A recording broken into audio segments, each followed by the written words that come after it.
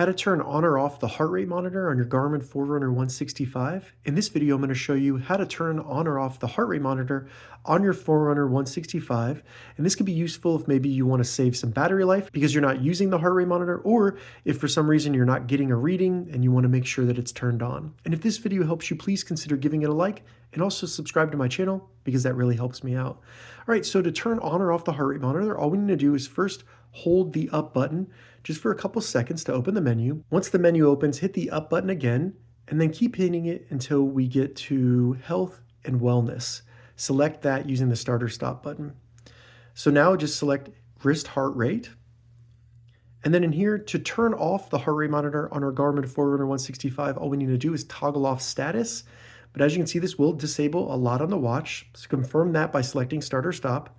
And now if you go into the wrist heart rate settings here and it says status off, just toggle that on with the start or stop button right there, and then it will turn on.